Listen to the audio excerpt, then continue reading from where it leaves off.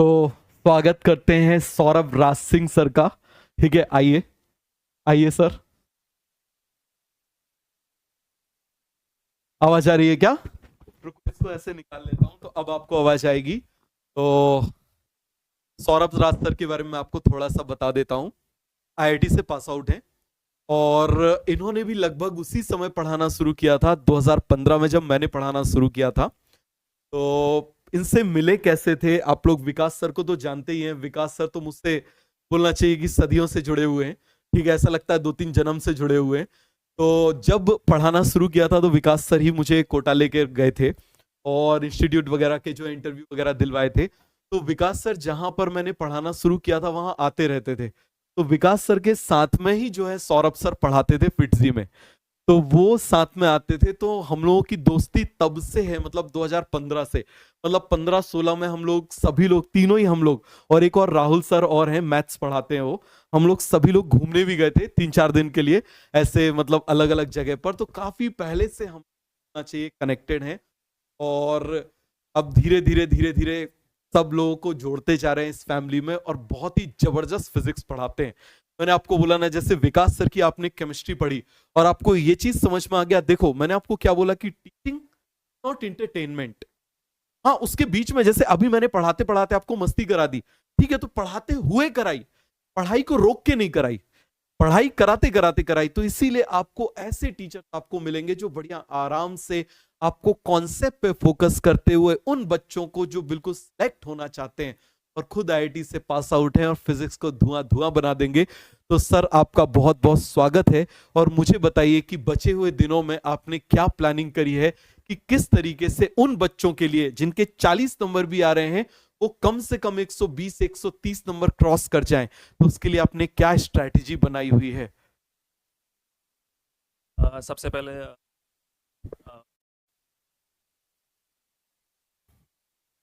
Audio clear है तो एक बार कंफर्म करिए। अभी ठीक है, अभी सही आ रही है। तो बच्चों, मैं यही कह रहा था कि ये भले ही हम लोग स्क्रीन पे हम अब दिख रहे हो तीनों लोग, पर इसका जो विचार है ये विचार बहुत नया नहीं है, ये आजकल का विचार नहीं है। हम लोग जो है पिछले 8-9 साल से जो है साथ में जुड़े हुए हैं, और ये बहुत पुराना हमारा एक आइडिया था कि भाई बच्चों के लिए कुछ ऐसा करना है। तो सबसे पहले तो मैं इसके लिए जो है बहुत ही शुक्रगुजार हूँ ऋषभ सर का, बायो ग्रुप पूरी टीम का, कि साथ में हम जुड़ पाए और पढ़ाने का मौका मिला। अब सर आगे, जैसे कि आप बोल रहे थे कि बच्चों को आगे क्या पढ़ाना है और आगे बचे हुए समय में हम किस तरीके से आगे प्रोसीड करेंगे, तो जो मैंने प्लान किया है सर, जो मेरी एनालिसिस कहती है, जो नीट के अंदर थोड़ा सा 12th का पोर्शन जो है थोड़ा सा जो है ज़्यादा रहता है एज़ कम्पेयर टू 11th। तो शुरुआत हम करेंगे 12th से, और 12th के अंदर एक सबसे इंपॉर्टेंट जो यूनिट है इलेक्ट्रोमैग्नेटिज्म। तो इलेक्ट्रोमैग्नेटिज्म से हम शुरुआत करेंगे, और अगला जो हमारा लेक्चर आएगा, जो पहला लेक्चर होगा हमारा बायो ग्रुप के ऊपर, वहाँ हम करंट इलेक्ट्रिसिटी से बच्चों शुरुआत करेंगे, जिसमें कि हर साल सर 4 सवाल आते हैं उसके अंदर। हर साल 4 सवाल आते हैं, बिल्कुल पीवाईक्यू की जो एनालिसिस है उसके अंदर सारे फॉर्मूले कवर करेंगे।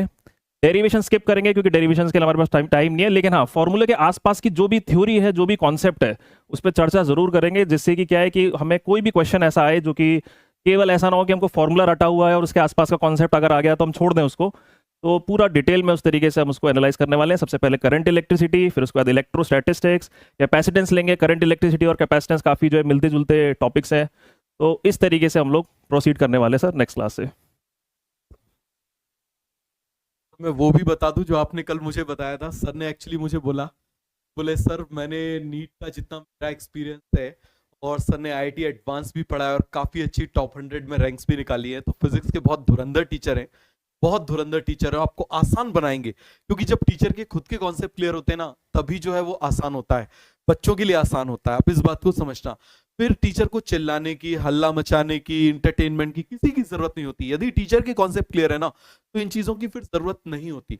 और हम ऐसा ही प्लेटफॉर्म तैयार करेंगे कि जहां पर प्योर तरीके से पढ़ाया जाए। हम मेहनत करें, हमको पढ़ाना आता है, आपको पढ़ना आता है, और हमको आपको सिलेक्ट कराना आता है। इसके अलावा तीसरी कोई भी बात ना, बिल्कुल सिंपल सा है। वो उन सारे पॉइंट्स पे वर्क किया जाए जो आपके सिलेक्शन के लिए रिक्वायर्ड है। सर ने मुझे कल बोला कि बोले सर नीट का जितना मेरे इतने सालों का एनालिसिस है, तो नीट जो है कुछ बिल्कुल फॉर्मूले होते हैं, जैसे हर चैप्टर है। तो मान लीजिए 5 साल में एक चैप्टर से 10 फॉर्मूले पे क्वेश्चन आए हैं, एक सपोज करिए, तो मैं उस 10 फॉर्मूले के ऊपर, वो 10 कॉन्सेप्ट के ऊपर बच्चों को 3-3 क्वेश्चन करा दूंगा।